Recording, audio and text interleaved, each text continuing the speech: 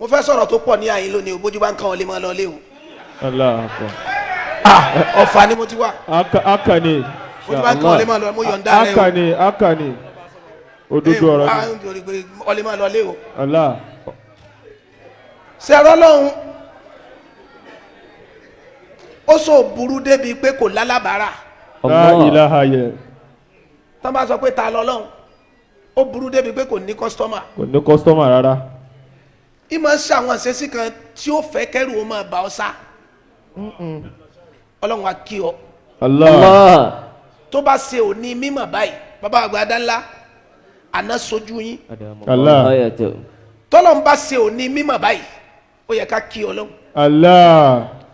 kó má dáa fún gbogbo ẹni tó láàdọ́gbọ́n sí ọ́ sí òfò. Àmín àmín Ọlọ́run ò dọ́gbọ́n sáyé. Allah. ìní rọ̀jò lókè tó ran òrùn sọ́fà. tó bá lọ́jọ́ sí gbogbo ẹ̀ omi lè tán ní à ń dọ́gbọ́n sí. Allah. Allahu akbar.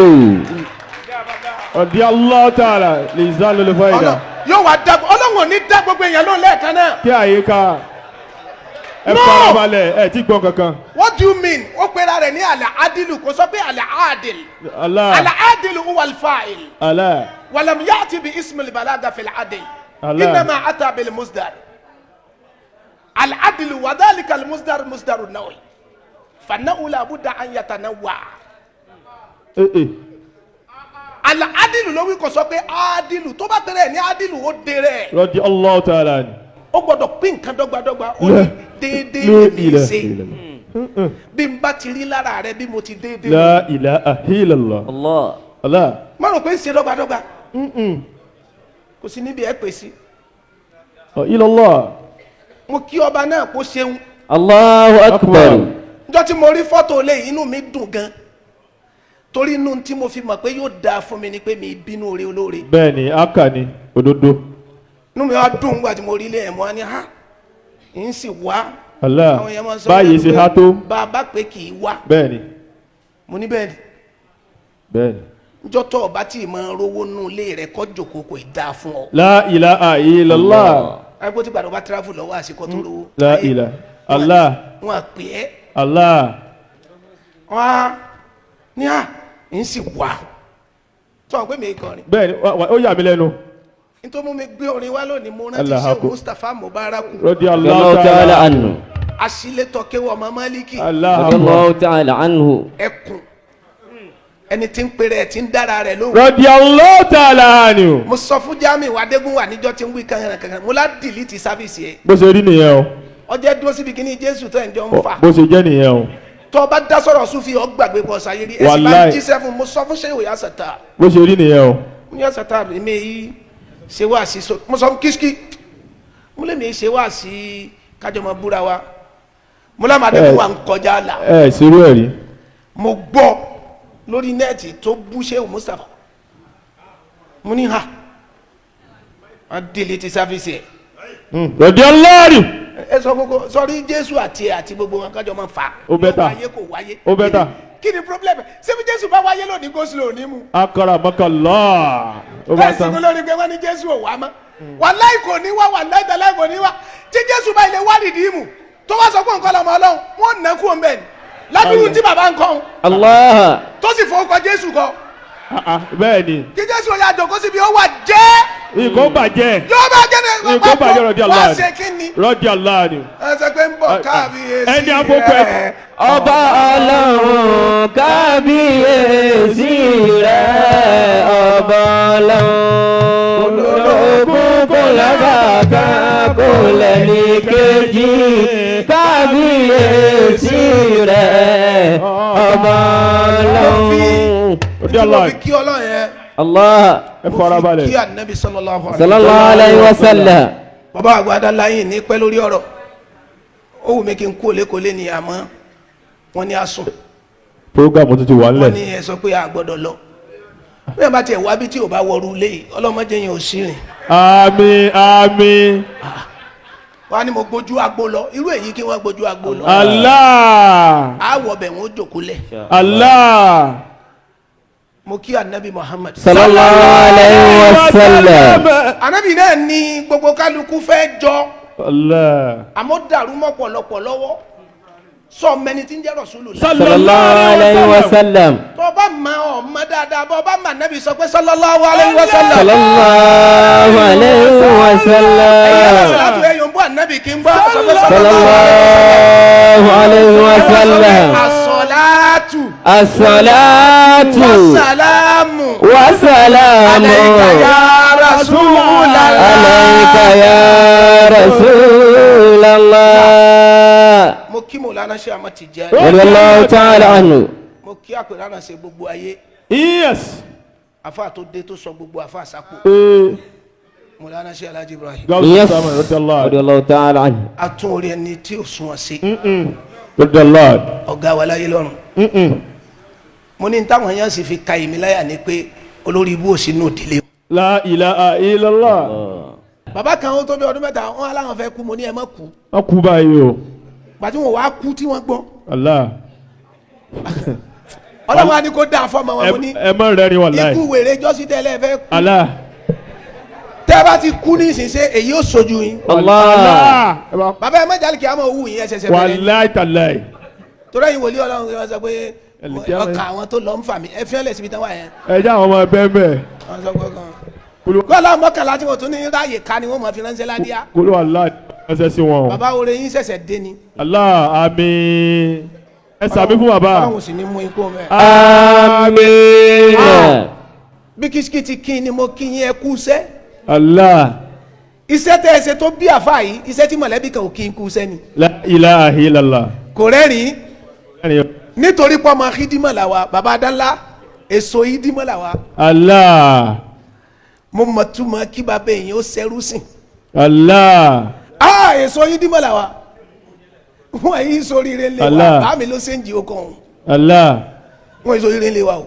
Allah. ọlọ́run wàlẹ́ Hello. ayé wọn máa bàjẹ́ nù rántí àní wàlẹ́ Allah. bá mi ló yí padà. Allah. bá mi ló lóun láìkẹ́ ọlọ́run ọ̀rọ̀ tó ọ̀rọ̀ mọ̀ radiyallahu ta'ala anhu. ọ̀rọ̀ tó lé ni mò ń sọ fún yín. radiyallahu ta'ala anhu. Má rẹ́rìn bá mi káyì. ló ní kí ló dé. Allah. ọlọ́run yí padà Allah. wọ́n wá jẹ ìyá yíyí padà Ó pọ̀. wọ́n ṣe hídímọ̀ lágége yẹn Bẹ́ẹ̀ni. 40 years Allah. 40 years náà ló lọ́dọ̀ ṣẹ̀rí Bó ṣe rí nù. Ìwọ́n tó ń kájú lọ́dọ̀ ṣé wù rẹ̀. 40 years wọ́n ṣe wá dọ́fà wọn wá pàdé baba bulala Radiyallahu ta'ala. radiyallahu ṣẹ̀rí ta'ala wá ní anhu. ọba mẹtìtúbì kan pàdé tọ́ ọba débẹ̀ gbà fún Ọtún bẹ̀rẹ̀ ìdímọ̀ mi. àwọn àṣẹ tó bẹ̀rẹ̀ hídímọ̀ mi àwọn àṣẹ baba bulala ní 30 years Ó ṣe jẹ́ nù. Allah. Dó aláàkú. ó dọ̀mọdún mélòó sọ́ọ̀sì mọ̀ pàrọ̀bó kí wọ́n bẹ̀rẹ̀ Arúgbó ara náà sì tún ni. kì í sàròbó náà bẹ̀rẹ̀ Èyí hídímọ̀ arúgbó. Bẹ́ẹ̀ ni. agbára ni wọ́n fi ṣe gbogbo ohun tí mo sọ yìí Radiyallahu ta'ala anhu. wọ́n sì tún wá lọ kí ọdún mẹ́ta ń kírun La ilaha illallah. tí mo mọ̀ túmọ̀ hídímọ̀ radiyallahu anhu. mo fi sọ fáwọn èèyàn pé kúò lọ́nà fa n ti ń bọ̀ lágbá o Allah. arúgbó ara wọn fi bí mi Allah. arúgbó ara wọn fi tọ́ mi Bẹ́ẹ̀ni. ẹni tó rà arúgbó rí ọmọ kò ní mọ bí ó ti ṣe Allah. kì í Radiyallahu. ṣeré bàbá kì í ṣeré ọlọ́run ò ní búyàn lórí rẹ̀ ọ́ ṣiṣẹ́ fún ni La ilaha illallah. Allah. gbogbo nǹkan ní fọ̀fẹ́ sí Ah, kó ah. débi oríire ó ní rárá ẹ̀rí ó ní yútìlì yìí kí mọ́ ta man yasha. yàgì fírù Ma yasha. wàláhì ń gbó débi ọ̀rọ̀ oríire kò fi má yàṣà òsì Allah. you have to pay for it La ilaha illallah. bàbá mo kí yín tẹ rọ́jà rà Allah. Allah. Allah. kò ní padà dẹ́kun Àmín. tọ́lọ́ bá ti jọ́lọ́hún àfikọ́ bẹ́ẹ̀ kò Allah. fẹ́rẹ́ rárá Mm-mm. ṣé mo tún fún ọ tán ọ tún fi ń ṣe é Mm-mm. kò ní pọ̀ wọ́n fún yín mọ́ Àmín. Àmín. mo kí yín ẹkùn ọmọ tí wọ́n bá Adama ní Allahu ayatahu. ọmọ mélòó ní bẹ lórí zayin ẹyọ kan ni Allah. àmọ́ ńgbà tí wọ́n kó ọmọ fún ṣin wọ́n á kó ọmọ mẹ́ta sórí ẹ̀ Allah. wọ́n ń sakọ oníwà láìta láì òun lọ́mọ mẹ́ta ọlọ́ni máa ti ọ̀bọ lórí ibú Allah. Allah. bí zayin ti lọ́mọ kan ó sì ń di zayinu La ilaha illallah. sí ò wá lọ́mọ kankan lórí ọlọ́ni wọ́n máa jẹ́ sàádà La ilaha illallah. mo fẹ́ túmọ̀ la ilaha illallah má sì sọ̀rọ̀ nísìn ẹ bá ń gba máìkì ọwọ́ rẹ̀ ọtí pààbí mo fẹ́ túmọ̀ la ilaha illallah abolówó lágbà دام الله حياته. Kishki ti sọ̀rọ̀ kan ó sì lágbára ó ní kò ní dùn mọ́ gbogbo èèyàn ara mi bù má sọ ó wá ní ẹtú máa retí àṣàṣì mo wá gbójú òkè mo wá wò pé a tún lè ṣàṣìyàn ńgbà téèyàn kó búlọ̀kù bàbá rẹ̀ ṣé ní bàbá rẹ̀ kọ́ wọn ilẹ̀ òsì tán lẹ́kọ̀ọ́ kí ló máa sà lójú ẹsẹ̀ ni wàràdì kan sọ fún mi pé bẹ́ẹ̀ ni olórí ibú ó sà Allah. torí wọn kú ti yín létí ẹ pé létí ẹ wọn ti yín pin kò lè sórí ire Allah. mo wá ní ha tó bá rí bẹ́ẹ̀ yàyín náà ní ti ń kọ́ tí mo kọ́ lọ́mọ lọ èmi kọ́ kíní wọ́n di ọlọ́run ló mọ ibi tí mo wá yàyín náà mo wá ní ń sọ ṣùrùtù la ilaha illallah bóyá nìkan wà ń bí tọrọ òye wọ́n sọ pé àwọn asúfin ni wọ́n ní la ilaha illallah ní májẹ̀mú méje ṣùrùtù la ilaha illallah sab'atun. شروط لا إله إلا الله سبعة. al-awwal العلم المنافي للجهل. tó o bá fẹ́ mọ̀ la ilaha illallah sọ pé kò sí nǹkan kan àfọlọ́hún bẹ́ẹ̀ kọ́ ó jù bẹ́ẹ̀ lọ al-ilmu lọ nímọ̀ kan al-munafi lil-jahl àìmọ̀kan ò gbọ́dọ̀ wọ̀rọ̀ rẹ mọ́ torí fa'alamu annahu.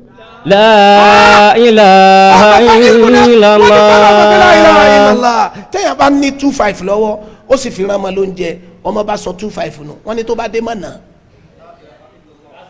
ó fẹ́ kébi ó pa ọ́ di. الله. al-ilmu al-munafi lil-jahl. Allah. ọ̀gbọ́dọ̀ sọ pé ọ̀mọ́ mọ́. olówó lágbà ṣe ń jọ́ tẹ bẹ̀rẹ̀ lórí báyìí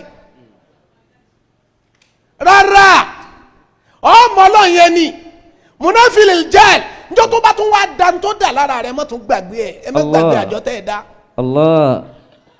tójú níjẹ̀ta kọ́ ni njọ́ wo la bẹ̀rẹ̀ muharram ìjẹta náà yàbí njọ́ monday àwọn àjòkó àwọn ọmọ mi ń gbà tí a ṣàdúrà tán wọ́n wá akínwọ́gbé àwọn ọmọ wa fẹ́ ṣe wàsíbà wọ́n ti rí ẹran kan tá a pa ẹ̀hún kọ́ ọmọ kí inú wọn ti dùn fún àwọn jago mo ní ẹ bó sí wàsíbà jàre adániwáyé fẹ́ rájọ wa tí o bá tún rí talẹ́ yóò bá wa wí الله. lọ́mọ al-munafi lil-jahl lọ́mọ ìmọ̀kan kú ònú ọ̀rọ̀ rẹ bí ó ti sọ̀rọ̀ yín ló ṣe yìí àmọ́ ẹ ṣe tọ̀tà mọ́ munafi lil-jahl. ẹlẹ́kejì اليقين المنافي للشك. ṣurutu la ilaha dábàá gba la ilaha illallah rẹ ọ lọ lámàdájú al-munafi lish-shak májèyè méjì ó wà lẹ́mìí ẹ̀ ẹni tó kíkì mọ́tò rẹ̀ tí o ti start kó máa kíkì ẹ̀ lọ bóyá bátìrì ló kú yọ bátìrì ọlọ́mú mi tó bá tún gbé bátìrì mi sí tó bá tún kíkì ẹ̀ tí ò dáhùn péré wáyà sí tó bá yá pọ̀ ọmọ kéékèèké ọ ní wọ́n bọ̀ tì í tó bá dáhùn nísàlẹ̀ ńgbà tó yá yóò padà dáhùn níwájú ilé bẹ́ẹ̀ níṣẹ́ wa wọ́n ní àwọn kíkì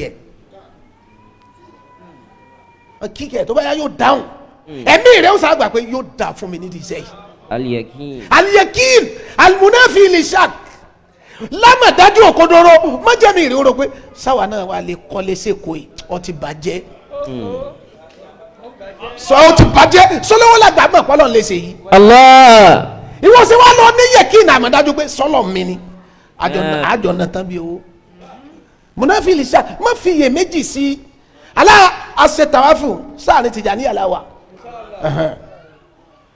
àwa parí tàwáfù ní Mẹ́kà làwọn kan náà bá ní àjòkó kásádùá wọn bá ní bóyá ó tiẹ̀ gbà bí ó gbà ó sì súnmọ́ ẹgbẹ́ báyìí wọn ní kí ló dé bàbá fẹlẹ́ mu ní abẹ́fẹ́ sí orí ibo ni ẹ mọ bí mo ti wà ní ẹ mọ iye owó bàálù tí mo san أدام الله. ọlọ́run tó ní ma yí lé mò ń yí lé kò yín sì béèrè wáì ó ní ma yí yín sì ń yí wèrè rẹ àwa jòkó ní àyàn sọ pé bóyá بويا. mo lọ́rọ̀ ọtí gba ntí mo wí àmọ́ owó tí mo san wá mo fẹ́ pa ntó délé الله. lórí òkè mi ti mọ̀ pé ọgbà ṣùgbọ́n àlámà gbígbà kí o tó délé 1.6 mo san sa ẹjẹ rí Mẹ́kà ni o Madina ni o Mọ̀nà ni o inú ọkọ̀ ni o kí n tó délé mo fẹ́ rówó mi wallahi aqsamtu bi rabbil Kaaba إن شاء الله. inú bàálù mo ti rówó kí n tó dé Nàìjíríà billahi la ilaha illa huwa náírà mo fi sanwó dọ́là wọn fi san. الله. No, I like you because I asked you that I want to see the sign. نعم. kí ni problem ẹ tó ń ṣe sákù nínú ayé ara rẹ kí ló dé why are you doubting yourself lọ gbéyè méjì kúrò tó bá jẹ́ pé lódodo lọ mọ̀túmọ̀ la ilaha illallah ọ̀rọ̀ ibi tó parí sí ni wọ́n fi nafuyu bẹ̀rẹ̀ wọ́n fi isbatu parí ẹ̀ kódà àwọn nínú hatu tí wọ́n túmọ̀ ìrọ́bù la ilaha illallah illa istisnaya ni Allahu almustasna bi illa jẹ́ olùdọ́ lójú àní nǹkan kan ò sí òní bẹ́ẹ̀. Number 3.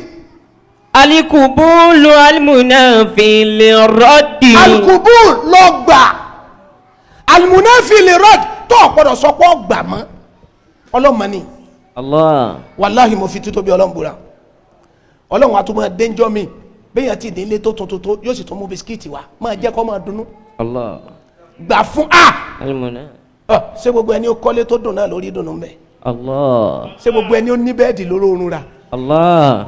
bẹ́ẹ̀dì wọ́n ń tà wọ́n yìí tó oorun ilé wọn ń kọ́ wọ́n yìí kọ́ láfíà ọwọ́ ọlọ́run ní gbogbo ẹ̀ wà ìwọ ni ọlọ́gbà pé ọba mi bí mo ti fẹ́ kọ́ ṣe lọ́ọ́ sí alikobul alimunafi lirot ọ̀rọ̀ pé yóò padà ọ̀ nígbà àmọ́ yóò máa nà ọ́ lẹ́gbà ọ̀ wà gbà fún.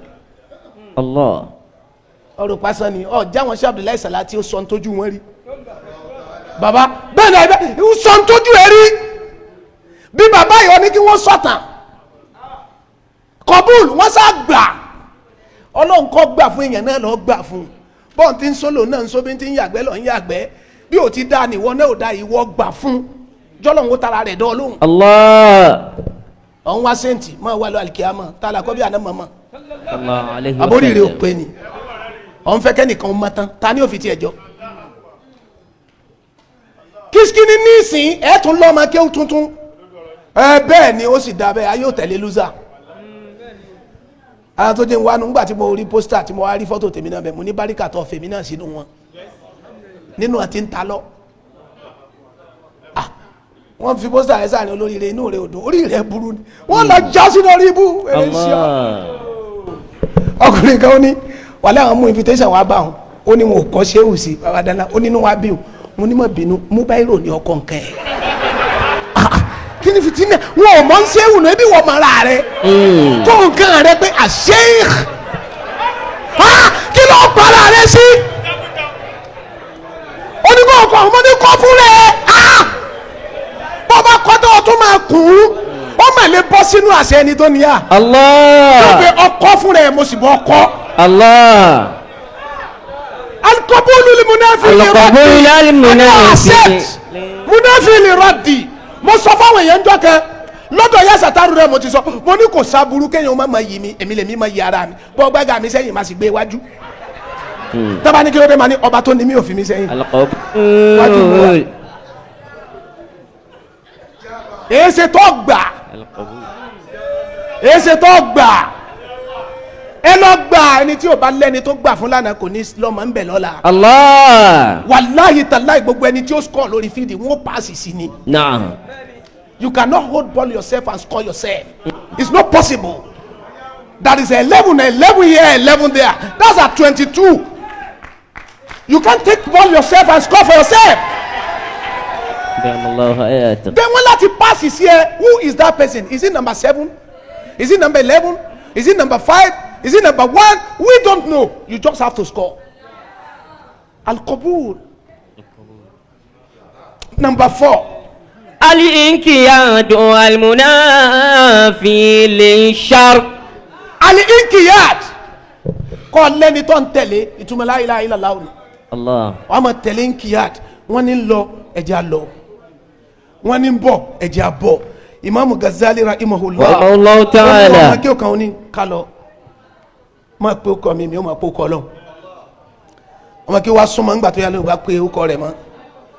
Ó bá ní Ọlọ́run ní pé mi ní ó máa pọ̀ lọ́hùn. Ọmọ kí o kàn tẹ̀lé ni. Kí ló dé? Ẹ ti rojọ́ ọ̀dọ̀ yín ni mo sì fẹ́ bí mo ṣe like yín tó ẹ disappoint me. Allah. Kí ló dé? Why are you murmuring and shouting? I'm a lecturer. I must be silent in lecture. Listen attentively. mọ́jọ́ téèyàn máa gbọ́rọ̀ tí ó fi sáyé. Allah. àlè inkiyad bó lọ gbà fọ́kọ rẹ dé wo ẹ̀yin mo lọ́rọ̀ bá sọ ẹ má mọ òye gbogbo ẹni tí ń wá ẹ wo bọ́kọ yín ti rí ẹnìkan wá ń tiẹ̀ ń wá fa téèyàn ò bá máa wò á bá ti rí kò dáa fún wa nù ògbón kankan ni ẹ wò ẹ ṣe pẹ́ tó bá kí ló wá kàn pẹ̀lú bó ṣe pẹ́ àbí kò ṣètò bí o ṣe ní wà kí ló kàn yín má máa wo bẹ gbogbo tó ń lọ́mọ láàrin wọn lánàá wọ́n máa ṣe sùúrù tàfà ni ọ̀rọ̀ ńlá àwọn baba tí a wọ́n yan obìnrin jọ bí ìgbà téèyàn yan ẹ̀kọ́ ọ̀rọ̀ pólísì ni yóò máa lé ká ni àbórí ilé tún wà lára ilé jẹ́ aṣọ díẹ̀ sáré yóò tún wà lára ilé jẹ́ aṣọ díẹ̀ sáré yóò tún wà lára ilé èyàn máa lé ká ni ọmọ tí wọ́n ń gbè lórí rẹ̀ ẹ̀yìn gàgà ọ̀sẹ̀ adúlọ́ sọ́nà kan ọmọ ṣe ká ni ṣe ọtún ṣáà ibi. Allah. ó bá wù ọmọ gbọ́ ìwọ jòkó síbẹ̀ wọ. Al-inkiyadu al-munafil sharqi.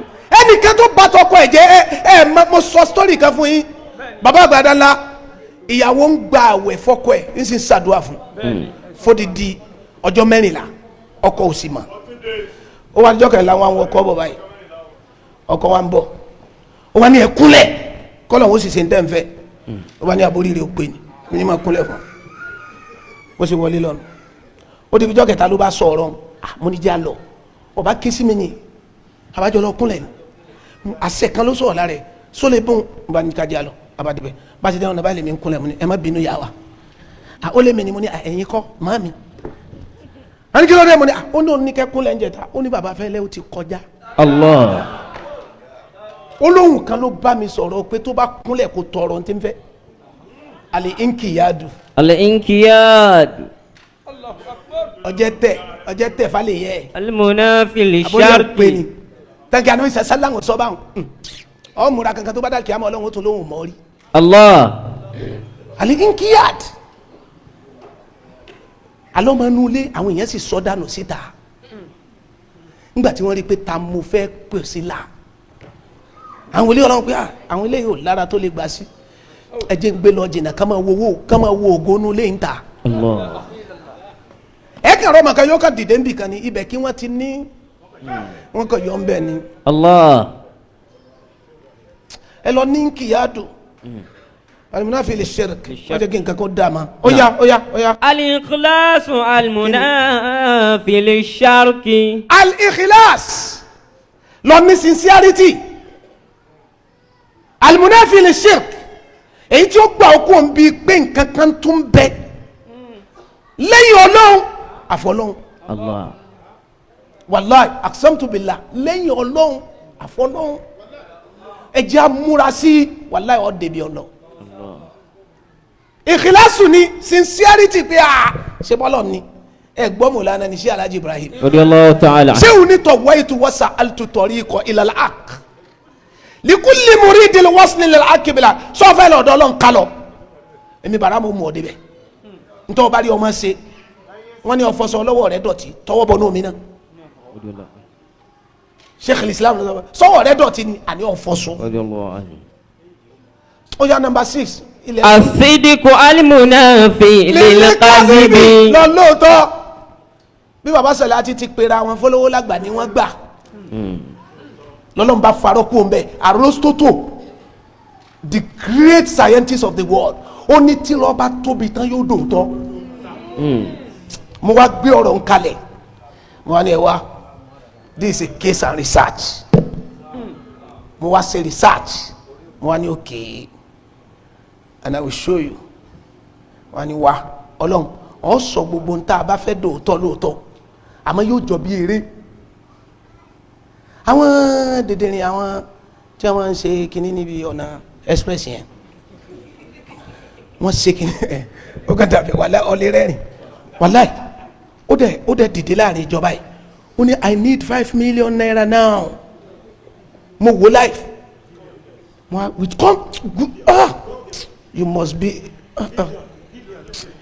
ọkùnrin ọ̀dàntí wí mọ́ kí ló pè wọ́n ọmọ alibarika á sọ̀rọ̀ confidence I need 5 billion now good of you ó sì dìde ó bá ní there must be a person here to give God ẹnì kankan ní I give 1 billion ó kàn pé ni mo ní okay Allah. asidiku almunafi lilkazbi innahu binafsihi arafa annahu kadhibun lakin tasaddaqa fi sidqihi fa ajabahu rabbu sidiq Allah. kayfa la yakunu sadiqu sadiqa ìwọ fúnra ẹ lọ ń jára rẹ ìwọ lọ sọ pé ìṣòótọ́ Ọlọ́run ní máa dúró ńgbà tó sọ pé Ọlọ́run pa Allah. ìwọ sì sọpọ ọ̀tọ̀ ni ọ mo ti bẹ̀ mo ní wá èmi náà lo amẹ́ríkà ní ìsìn wàláì bíláì lásì mo kàn lọ bá bàbá kan ní Ọlọ́run sì kẹ́ wọn mo ní pẹ̀lú àṣẹ Ọlọ́run ẹ fún mi ní 200,000 wọ́n ní kí ló dé ẹ máa ń jẹ olókè mo fún ọ 250 mo láṣẹ dé wàláì ó sì kó 250 lémi lọ mo ló dàbọ̀ bàbá wọn wá rí i pé n sá ń lọ n bò tó bí 30 minutes ó kàn dé ni ó ní kí ló dé ọ ṣerú èyí rí mo láṣẹ kan ló dé wọn ni wọn pọ̀ sílẹ̀ yín mo ti parí ẹ̀ ṣùgbọ́n yóò dákẹ́ fi 250 kù ó ní kí ló dé mo ní kó lè dúró sínú lẹ́yìn ó lè padà lọ ó sì tún 250 kù ọ̀dà nǹkan mọ̀. asidiku alimunafi lilkazbi. sọ fáyé wípé mo wá lóòótọ́ ń bẹ̀ ni kí ló kàn ọ́ ẹni wọ́n sori ibùlé wọn ká máa ṣe lọ èmi ló kàn ọ́ pẹ̀lú tí ó kàn ọ́ sọ fáyé kó dodo mo gbé dání fa alamu anahu. La ilaha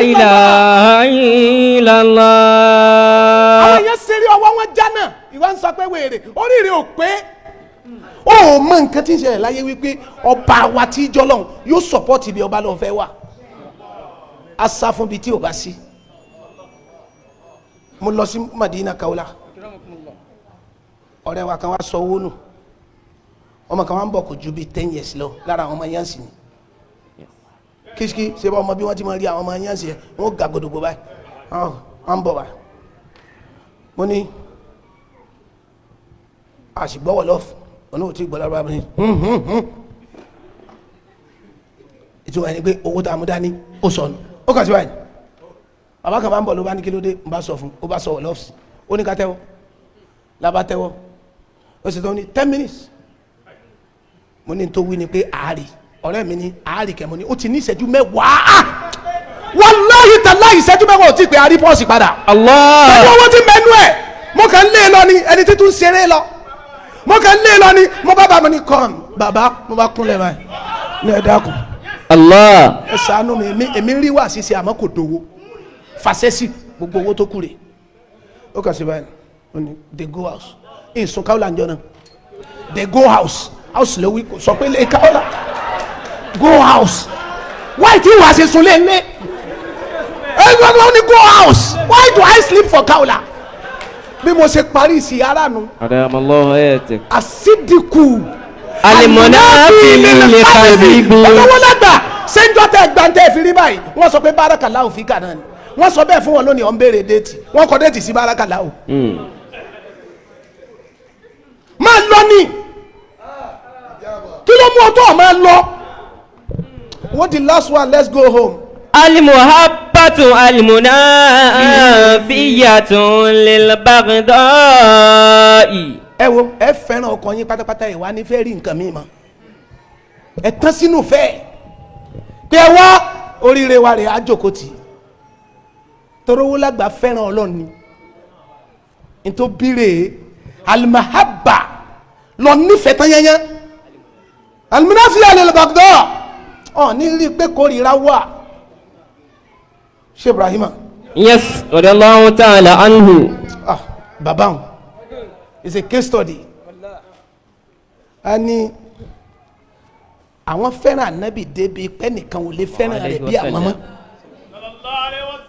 mo morin náà yìí fẹ́ tá a bá ti fà yógùn mo wá jókòó mo wá wò pé òkè bàbá yìí kàn wò pé nǹkan tí mo ṣe ni pé ṣé wọ́n lọ́lọ́run fẹ́ èmi ò wá fẹ́ wọ̀ tán nígbà n bá fẹ́ kú sí ọlọ́run ọ lọ wá nǹkan wá lọ́dọ̀ ọ̀gá rẹ̀ ọlọ́run ọ fẹ́ mi. anabi kan wo pé òkè baba máa sórí ire lọ. sallallahu alayhi wa sallam. ó fẹ́ ń tọ́ fẹ́ almunafiyatu lilbaghdai ìkórìíra kú ọ̀lẹ́mí ẹ ọlọ́run tó fẹ́ lọ sàmà fẹ́ lọ olówó lágbà ní wánú lé ìwà sunkún. àmín. آمين sàmì tóbi ti ń fẹ́. آمين ẹ̀yin ẹ má rí ọ̀tá dénú ẹ má wá rí gbogbo ọ̀tá ẹ sáà mọ́ bá ti ń lọ ẹ mọ́ bá ti ń lọ òsì tó kàn yín Allah. ẹni tó bá fẹ́ wọkọ̀ yín kò wọ ẹni tí ò wọkọ̀ sọ́mọ́kọ̀ míì tí ó kọ̀ ọ́ wọ́n lọ́kọ̀ oríire kún ọwá ní ó ti dá ẹ máa ń so ìwọ tó yẹ kọ́ gan Allah. àbóríire ò pé ni Allah. ẹgbẹ́ mi lẹ́sẹ̀ ẹgbẹ́ láàfù mi. níbi ọkọ̀ oríire tó bá ilé sí n ò ní gbé mi kalẹ̀. tó bá wọ ọmọ standing. Allah. Allah. ẹ rántí iye ẹni tó fẹ́ rí báyìí tí ò rí bẹ́ẹ̀ gbogbo ayé ló wù. aláàánú ni yín ó wù mí àti ẹ ẹ náà. fi kún àánú Allah. àsìkárù táǹsì ò lè gbà bí ò bá ní sàrà nu Allah. èmi lẹni àwa ṣe lẹ́kọ̀ọ́ ibà wa jẹ sàrà ni Allah. n tẹ́ wí ni ẹ Allah. má bọ̀ lẹ́kọ̀ọ́ Allah. ọ̀bẹ̀lẹ̀ Ẹ wá jẹ. àfúntìjà ní àjọ kan gbogbo ẹni tìjà ní ẹ wá ṣe bẹ́ẹ̀ ẹ bẹ́ẹ̀ ṣe sàrà ni Allah. èmi ò mẹ́ni tí ó dé àyín ní ìsìtínú rẹ̀ ò ní dùn tara rẹ̀ ò ní yá Allah. torí n tẹ́ fẹ́ Allah. ẹ rántí ẹni tó nìyí tí jọ́ lọ́hùn الله n ti ń pín pọ̀ kò ní pín in lẹ́kún Allah. آمين ẹ bá ń sàmì آمين kò ní pín kú fún yín àmì آمين èyí tó ti pín yìí kò ní bọ́ọ̀lẹ̀ lọ́wọ́ yín آمين يا الله èyí tó ti pín yìí kò ní bọ́ọ̀lẹ̀ lọ́wọ́ yín آمين gbogbo èèyàn ni ó fẹ́ ṣọ̀rẹ́ àmọ́ ẹ wo ta la jọra wa. Allah. There is always negative beside positive. Allah. But when negative dictates itself, let it be negative. Má fira rẹ wẹ́ nìkan. Bàbá olówó lágbà, èèyàn ló ṣòro jù. Ẹ̀rù wọn a máa bà mí. Bẹ́ẹ̀ ti rí ẹnu wọn bá tọ́lọ̀ ń ṣe fún mi. Mi fi báyàn sáwàdà. ó ṣe rí nìyẹn o. gbà mí aṣọ rẹ bí ajá díẹ̀. Wàláhì tàlà. Bẹ́ẹ̀ni. Tọ́ bá ní sunlé ẹnìkan wọn àsọ fún ọmọ pé ẹjẹ́ á lọ. Ẹjẹ́ á Wọ́n bá lọ. ní kí ló dé mo ní yóò wù tún dọ̀la. ibi wọ́n ti ra oríire rí wọ́n. Allah. Ẹni ó bá fi ṣeré yóò ṣòfò. Allah. الله Ẹ dákun ẹ má fi ṣeré mo fọlọ́ ń bẹ̀ yín ẹ bá àwọn ẹni aré pàdé láyé tora eré ló kù táyé ń kówó lé Allah. ọ̀rí ọmọ tí wọ́n ń gbá bọ́ọ̀lù ọ̀rá dúró owó tán gbà Wallahi. èló ni wọ́n fún àwa tá a múra kankan tá a mọ gbogbo kí ó tán po. La ilaha illallah. bàbá dáadáa mo sọ ọ̀rọ̀ kan fún àwọn tẹ̀fílíkì kan oníwàlẹ́ mo mọ kí ó débi pé kò sẹ́kù lẹ̀ onílà àdàmú nígbẹ́nu ẹ̀ sọ lẹ́yìn Wallahi. kúránì kí ló kù nù kéwù Ó. àbọ̀ fẹ́ sí òfo ni. OPP o. الله Wallahi ó pọ̀. lẹ́yìn kúránì mo ní mo mọ kí gbogbo kéwù táwọn wá ń sọkún Wallahi. lẹ́yìn kúránì ṣé kéwù kù. Allah. kò sí má súra 114 ebi yòókù àjọ lọ mọ́ra wa bọ́ba lọ ọmọ bàlágà máa ṣe lọ bọ́ba ọmọ ntìkì ayé ẹ̀ ó da bọ́ba ọmọ náà wù wàhálà tiẹ̀ alẹ́ mi ta ó ta lẹ́nu. ìwọ máa bá tiẹ̀ lọ. Allah. lọ́kọ̀ pẹ̀lú Aláyé mẹ́kọ́ mi. bàlágà tèmi la yé kún gbọ́ wò gbọ́ Allah. tiẹ̀ ẹ̀rọ wa tán. mọ́ra kankan. tọ́ ta ló wá bàlágà nù wá ní wọ́n ìsìn kírun bí ara Saudi. ẹ̀dọ́gbẹ̀ tẹ́wọ́ àdúrà ilé yá. آمين